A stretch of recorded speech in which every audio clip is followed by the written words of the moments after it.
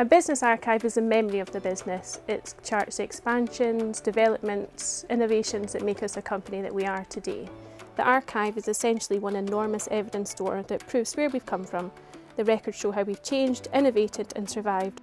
Business archives are created for any number of reasons. One of them has to do with certain record keeping that's required for firms. A lot of it has to do with financial transactions, bookkeeping, all that sort of thing. So there's a legal requirement for firms to have certain things. Secondly, there are commercial issues. Corporate heritage is very, very important.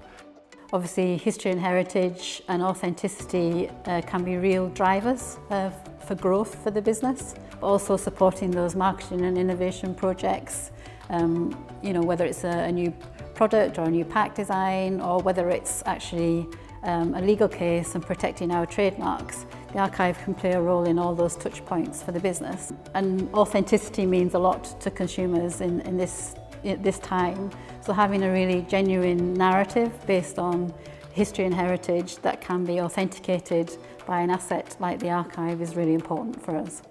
The archive is a fantastic tool for stakeholder engagement. I don't think you can underestimate the value just a small snippet of history brings to a conversation.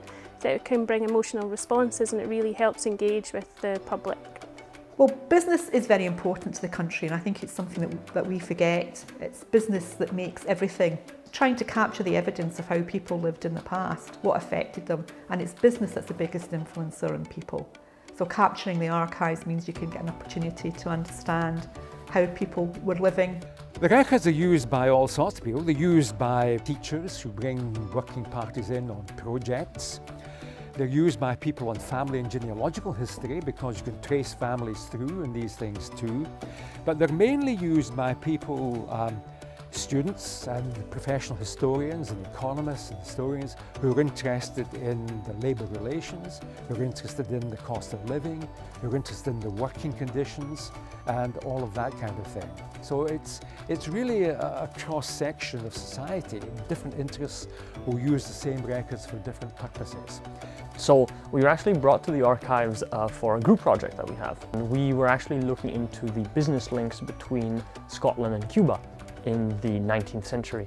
And as it turns out, the material that was contained in the archives here turned out to be the backbone of that presentation, because there's the archives of Mirrlees Watson and other sugar manufacturers. It's very easy, very accessible. You can ask for things in advance and they're very accommodating. And also if you come in and you have an idea and you're looking for something else, they're usually very accommodating and trying to help you find it in the least amount of time.